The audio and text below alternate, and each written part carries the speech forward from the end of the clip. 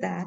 And the second, while you were talking right now, the all of IPK that you see it more for higher education. But when I work with little children, I see that if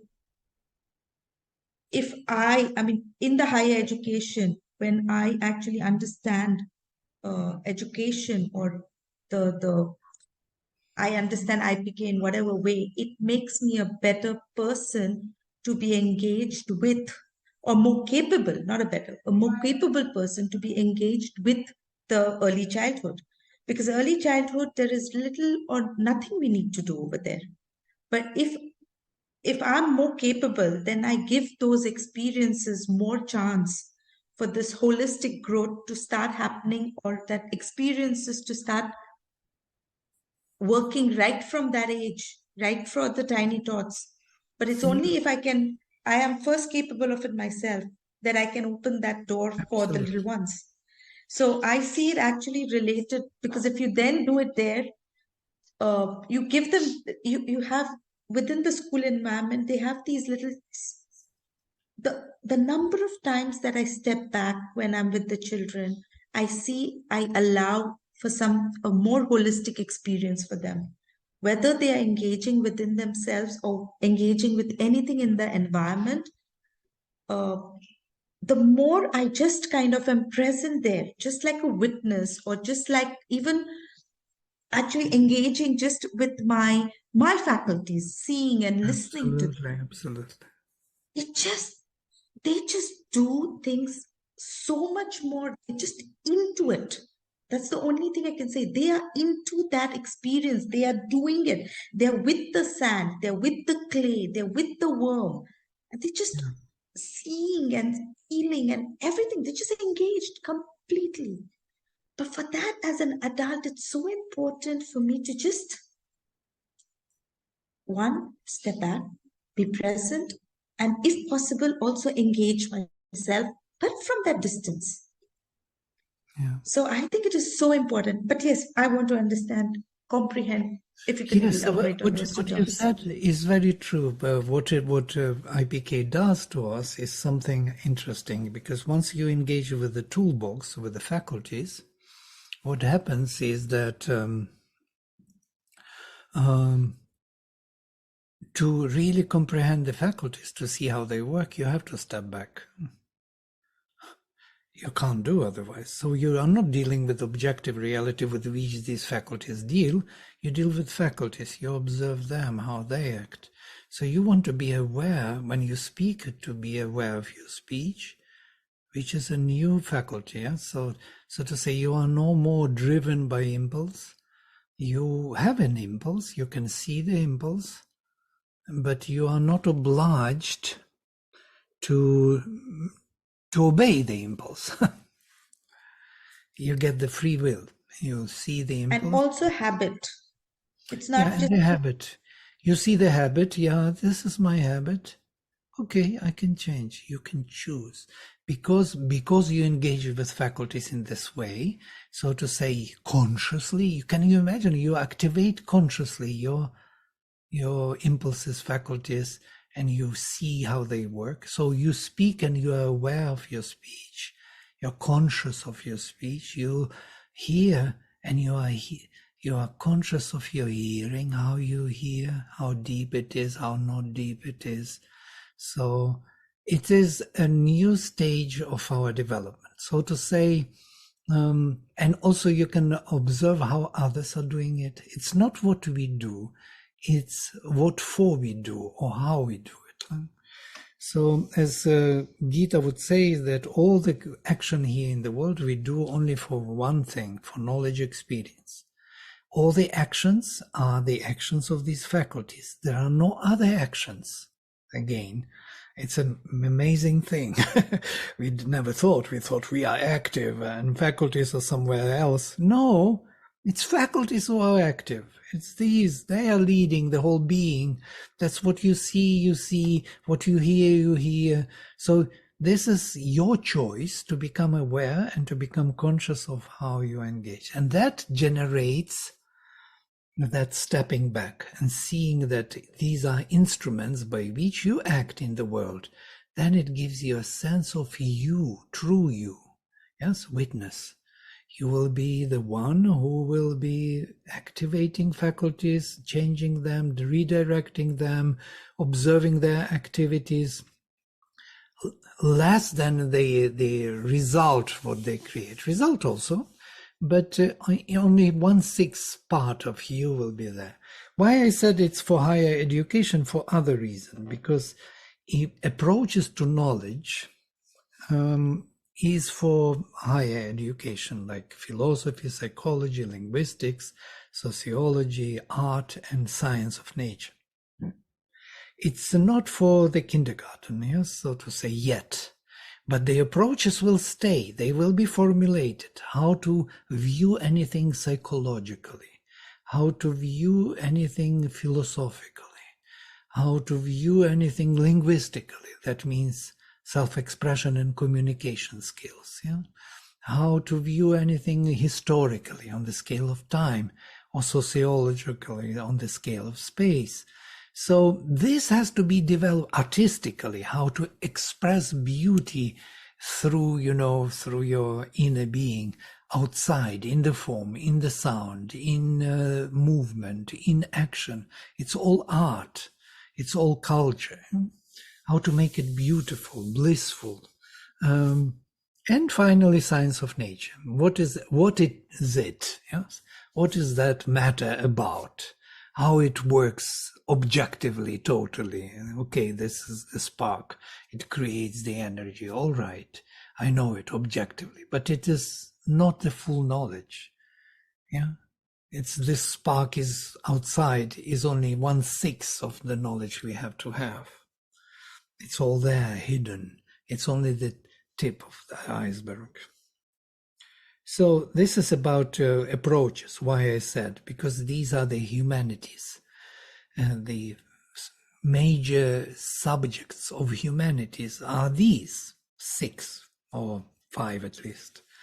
Psychology, philosophy, linguistics, sociology, history, and art, culture, and science. So if you look at this, you can recombine them and see that you can be psychological in any of these domains. You can make them domains, or you can have an approach. So approach and domains being combined, you will have, I don't know, history of philosophy, yeah? Or psychology of art. So you will start playing this, and you will see that all the varieties of sciences or subjects, disciplines in the world are the combinations of these 6 and nothing else. Once you arrive at this, you will be surprised. Why? Because behind these approaches are the major faculties, seeing, hearing. Because of that, we are limited. We have a limited toolbox, and we have limited approaches to knowledge, which, when combined, create all the infinite varieties of. Infinite varieties, kind of a wrong word for our mind. We think that they are infinite varieties. They are finite. And once I started to notice this, I was free, really. Because you can, by knowing which approach is engaged, for example, you read Hegel and you know what he is doing. Once you know what he is doing, he can understand what he wants to say. Otherwise, you will have to spend 25 years reading Hegel without really getting any idea what it is all about. Yeah? You will learn his language, you will learn his literature, whatever he wrote, but you will never know how he was driven. But if I am subjectively identified with the drive, I immediately understand. I don't need to spend many years to understand. The same with linguistics, the same with art. They have even this proverb in Japan, that the one who understands the art is the same artist as the artist who created this, because he identified himself with the subjective approach of the artist. He knows what was driving him to express that particular thing. So here, where we are going in this direction. We want to know things subjectively, from within out. Yes, once we know it, we know it. We can engage. We don't need to remember anything. We are not machines manipulating with information in order to get some money and to live afterwards. So this is old paradigm. A new paradigm, you are engaged in everything you do, see, interact. And it's a very rich and interesting world. An interesting life. Much more interesting than just mechanically earn money as a slave, doing something without understanding, and then go and eat at home. Yeah? It's not this type. So this slavery has to go.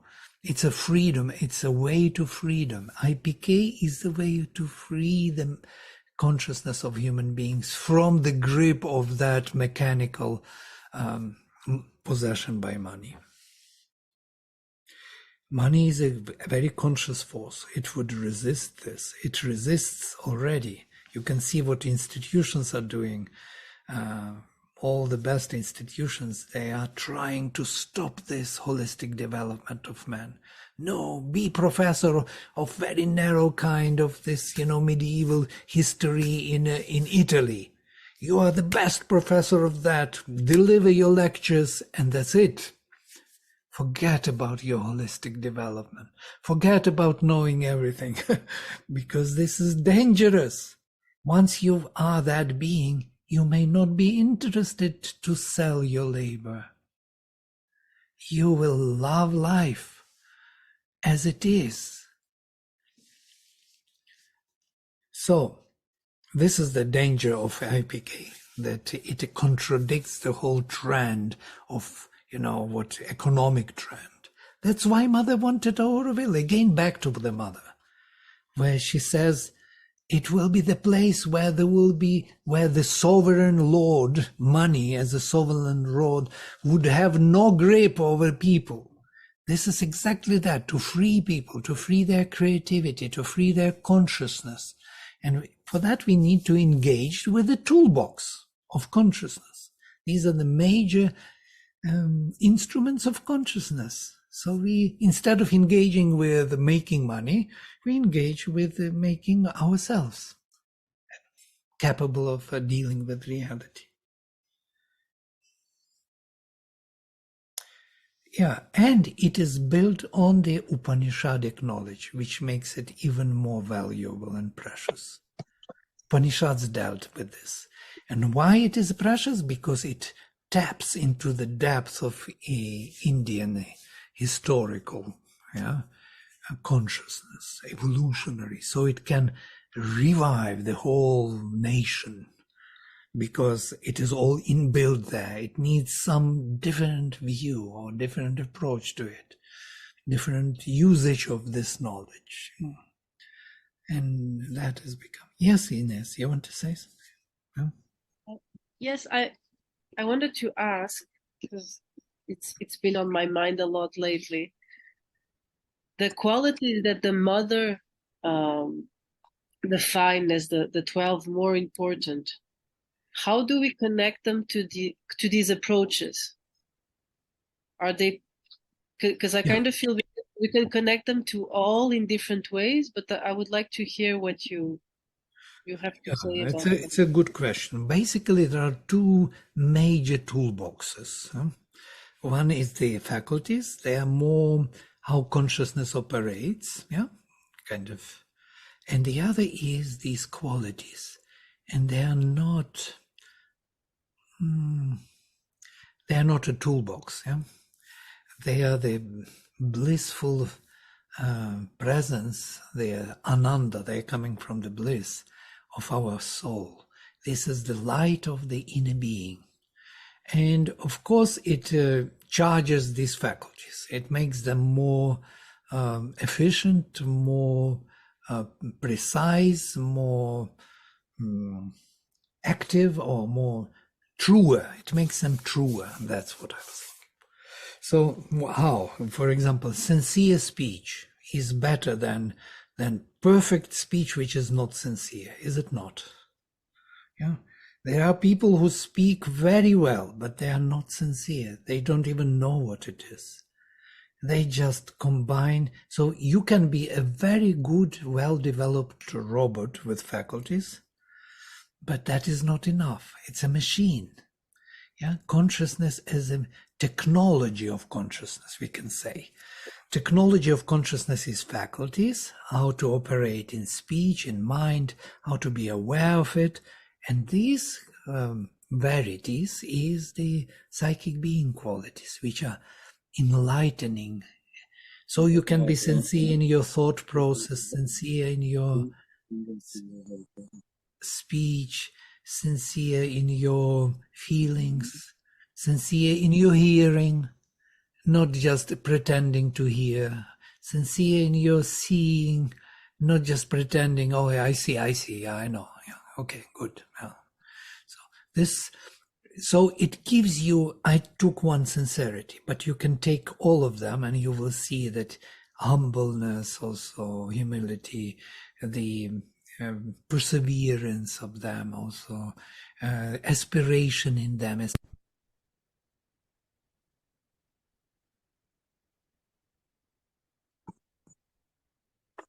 Vladimir, we can't hear you. Yeah. Ines, can you hear? No, it stopped after aspiration. Okay, I'm back. It's after 1 hour already. It's switched off my machine. Yes, and if you see this, then you understand how they overlap. Yeah? But the qualities are coming from this, what in the Veda was known as Dvipad. Dvipad and Chatushpad. Yeah? There are two Dvipade, Chatushpade all the time in all the mantras, and they translate for human beings and animals. But Sri Aurobindo says it's not so. Dvipad is the psychic being and the Jivatma. Yeah? And Chatushpad is physical, vital, mental, and supramental. And if you look at this, it will give you a sense what these two are. So Chatushpad is connected with technology of consciousness, yeah? Seeing, hearing, speaking on each of these levels. Yeah? Mind, there is supermind, there is higher mind, there is rational mind, there is physical mind, there is vital mind, mind to mind, everywhere. There is the same with seeing. There is eyeballs, physical seeing, there is vital seeing, mental seeing, supramental, drishti, revelation. Yeah? Eye is on all the 4 levels. So this is the technology. The Purusha is present throughout all the levels, from the top to the bottom. But psychic being is a direct intruder from the beyond, from the Ananda. Yeah? And it brings with it these eternal dharmas as the delight of existence. By the way, our happiness depends on these verities. If we are sincere, we are happy. If we are truly humble, if you're truly humble, you will be so happy. Nothing can touch you, nothing can move you, nothing can hit you. You are not criticizing anyone. You see the truth. You feel the presence of the truth, which is vaster, bigger than anything what is happening around you. This is humility. Huh? So these are the powers of the soul directly from the transcendental, from the Sat Chit Ananda Vijnana. These are the powers of Maheshwari, Mahakali, Mahalakshmi, and Mahasaraswati. These are the Sat Chit Tapas Ananda, or Sat Chit Ananda Vijnana. Mahasaraswati is Vijnana, supermind. So if you look at those 4 major powers, 4 varnas, they are beaming with these qualities. Yeah? Maheshwari is beaming with sincerity and humility. Yeah? Mahalakshmi with perseverance and aspiration. Mahakali with progress and courage. You recognize immediately the qualities, yes? And the Mahasaraswati with generosity and equality. So, and in between there are connections, but these are the major fundamental faculties, or let's say verities of our soul. These are the properties of the transcendental, which were brought into this manifestation to help this technology of consciousness to grow. Vladimir, I just had an aha moment, because when you say that the faculties are the technology and the verities are like the energy or that which nourishes the faculties. So for me, again, in my role as a facilitator, engaging with my faculties is a capacity that somewhere I've lost, and I'm trying to, but the verities come to rescue. The more I nourish my own self in my understanding and, living in those 12 qualities or trying to enhance those within me, which I think, I mean, at least I find that it's a little more than engaging in my faculties. The more I become, or the more I try to do that, the more I become capable of becoming a true facilitator. Because if I am nourishing my own self, then I'm also, my presence will nourish that of those little ones. So for me, this became like a big aha that maybe in the training of the facilitators, working with the verities would be would be maybe a far more near to far than directly working with the faculties. No, both. You cannot do one. You see, I'm not saying. how would you express these verities if not through the mind, through thought, through feeling, through speech, through how they would not be able to reach to the Agreed. They will impact. What I'm trying to say is when I speak with my facilitators, co-facilitators, the verities seem a little more something that one can comprehend and work with. So something like staying with aspiration or generosity and work, just reading Mother and Sri Aurobindo. And we also find it that the way Mother is, the quotes and all that are so much more. Then actually getting to read about the faculties and, understanding how we engage. What I'm trying to say is if I work with the verities, they will anyways impact my my technology, my tools. They will anyways. And that's what I'm saying. For me, the aha was that it'll be a far more near to far approach when I work with the verities instead of getting them to understand the faculties of consciousness and the supramental. Absolutely, especially for the smaller kids. Yes, and stories. You can create stories, films, which are generating this kind of feeling what it means to be really true. Notice how we are watching movies. All of us, there is a story frame, but story is story. It's like the same story all the time. It ends with love and happily ever after. Yes? We know the end, but we want to see what happens exactly with these qualities. We want to see where he was sincere. We want to see where she was humble. And that nourishes us. That makes us feel the movies. I noticed that I'm always tracing this, Also what we read exactly for that purpose. We want to see those qualities enacted, alive. And if they are not, then this was a boring story. There's nothing there. Yeah, I wanted to say that one of the reasons I asked this question about the qualities is because I think what I feel is so close to what Nilima just said, like in the nursery.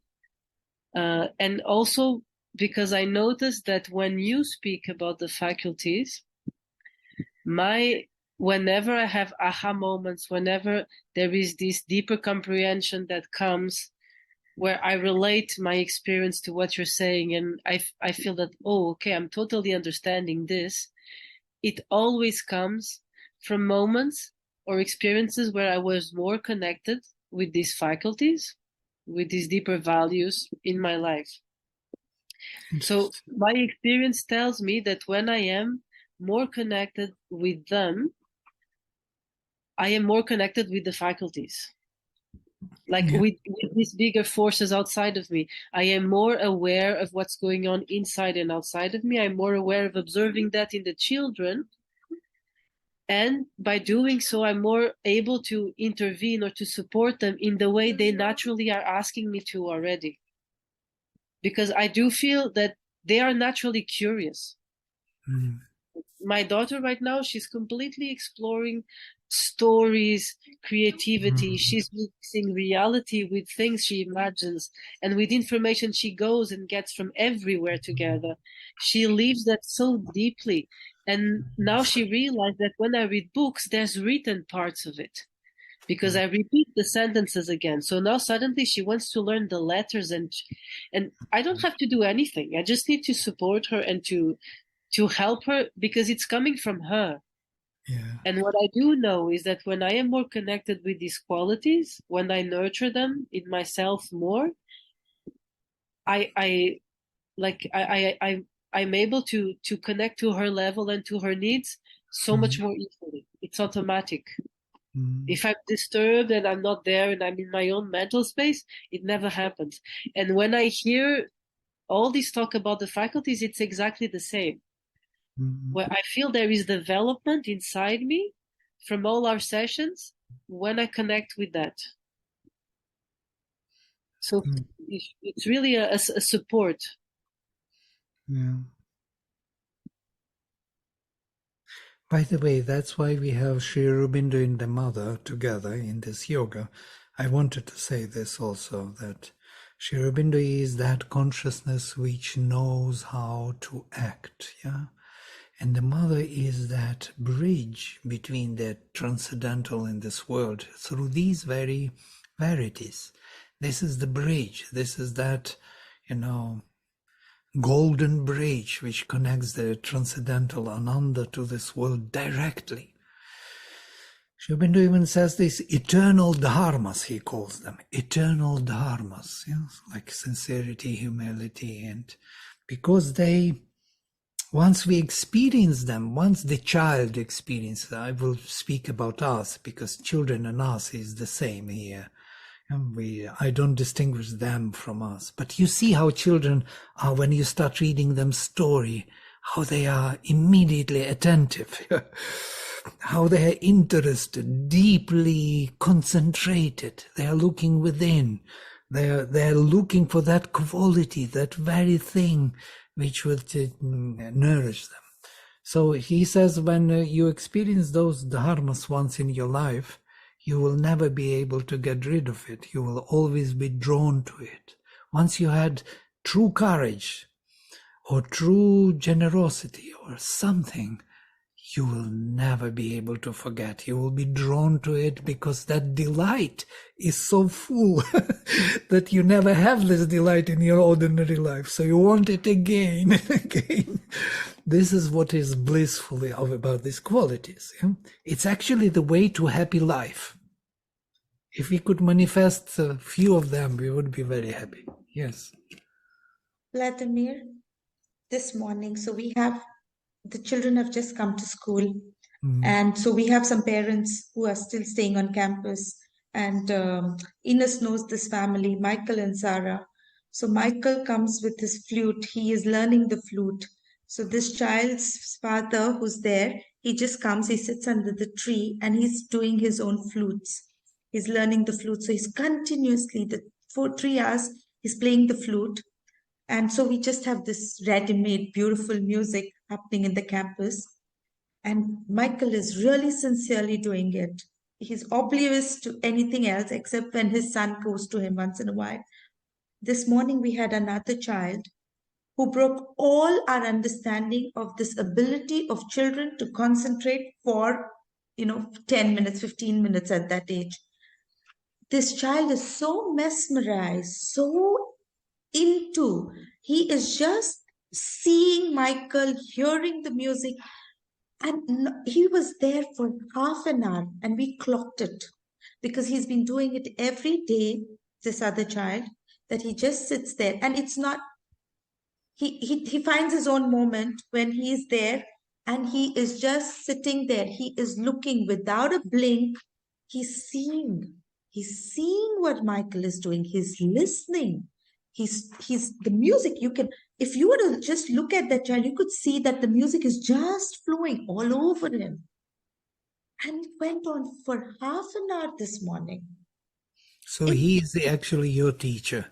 He gives you the example how to perceive music, action, yes, how to look within, from within, without.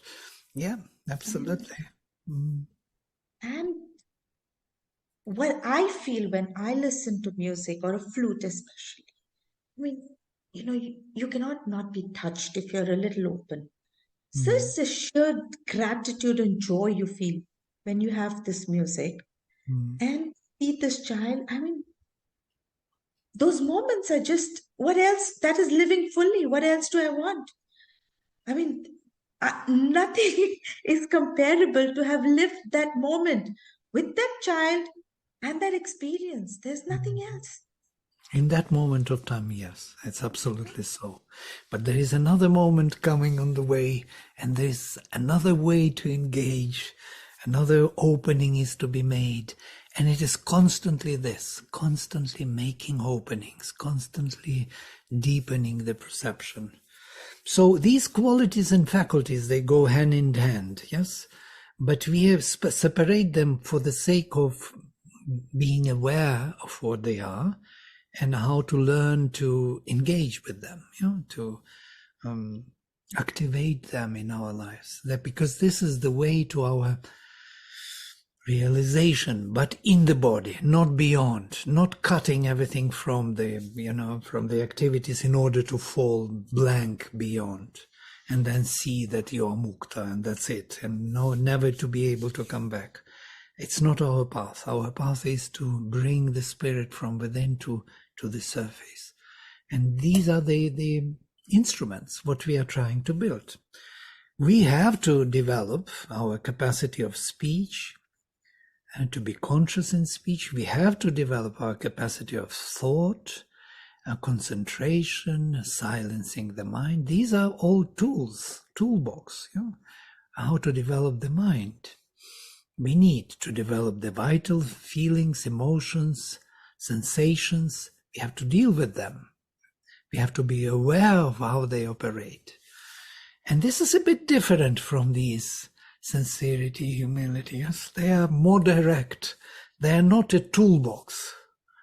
They are rather a presence of the truth in us. So once we see this, we are never bewildered again. Dvipad and Chatushpad of the Veda, the best explanation by Sri Aurobindo. This connection and 4 levels of our evolutionary development of the faculties. Because faculties build the Purusha.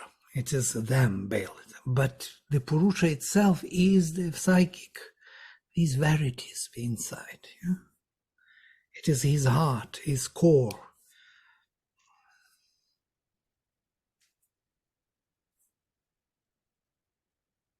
Yeah, it's very good that we again revisited these two, because that is IPK. IPK is these two. Yes, one, you can develop faculties very well, but be asuric being. So to say, operate perfectly and kill everyone perfectly and know everything and be excellent in speech, in mind, sharp. But if you lack these inequalities of the soul, this becomes a very sharp machine. So it's hardly possible, but I'm making this black and white that we would distinguish. But if you develop these inner qualities, then you can you imagine you are totally developed with inequalities? There are cases where you're totally developed, but you don't have faculties. Your instruments are not developed. So what happens then? So you become like Ramakrishna, yeah? He needs Vivekananda. He calls for Vivekananda because Vivekananda developed his faculties much more. So, and then Vivekananda takes that light, inner light, and brings to the world, and it's much more efficient. Look what Sri Aurobindo did. Totally developed, high quality development of the faculties. And with this opening, whoa, what you can do. You can change the world. But if you have one or the other, it's never good enough, let us say, for our purpose, for integral yoga. It's better to start with these verities, definitely. Yes, Pete? I wanted to say something. I was listening about the qualities, and you mentioned the Purusha in the heart. I'm pretty much convinced that this Purusha in the heart and this inner discovery of the psychic being should be the main thing, the main foundation for the rest of the work to unfold and to manifest his inner light and connect from above. Yeah. Sri Aurobindo also came to this. This is the easiest way to explain, though he went other route. He started with the consciousness from above, and then when Mother arrived, he changed his yoga and made it focused on the psychic being. Though, even there, on the highest spiritual level, these are two complementary things. And in 1940, he even changed the chapter in Life Divine, adding to the ideas that psychic awakening is enough because it knows the truth, it will not err, it will lead us to the truth. So it knows it, yeah. But then he changed and he said that psychic being too long with the human beings has certain kind of weaknesses or preferences for the human suffering and so on, and may err in a way. If only psychic is there, it needs the support of the greater consciousness from above, impersonal, universal consciousness. Once it is supported by that, there's nobody can make them do wrong things. So in a way, we are talking about very complex matters where faculties and verities have to go together. In case we don't develop these verities, even development of faculties would be an excellent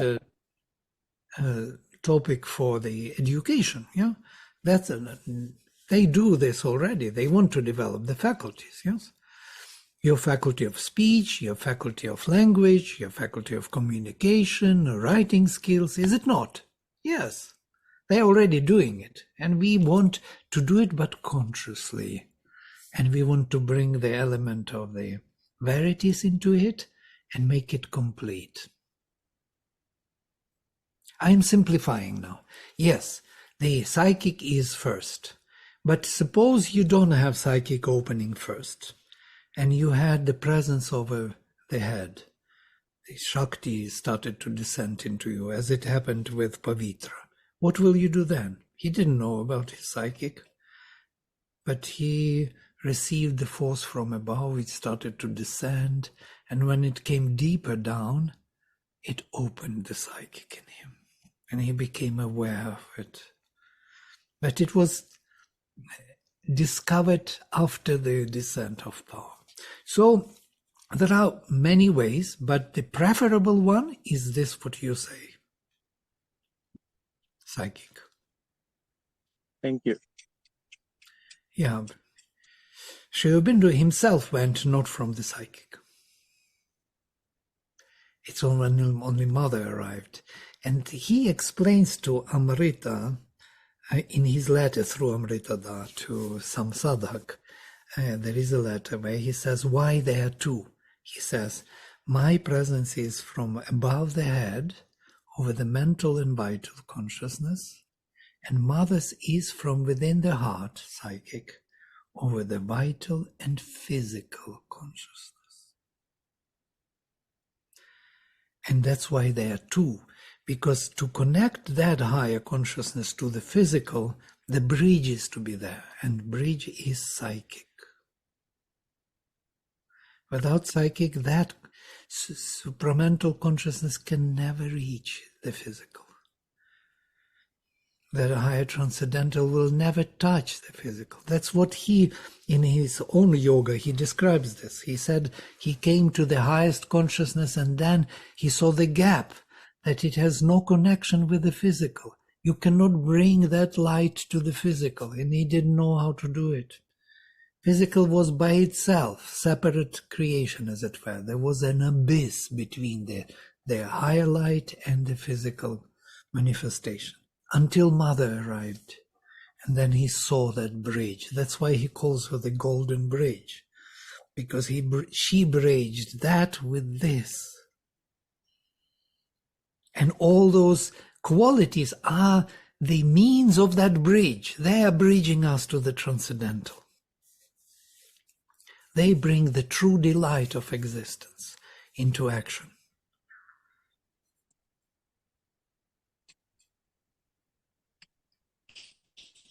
So Mother's symbol is this. Excellent. Psychic, Thank you.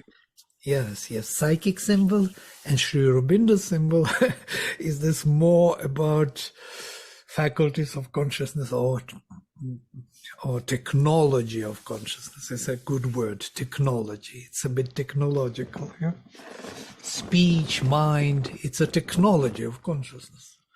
But we must develop it. We must deal with it.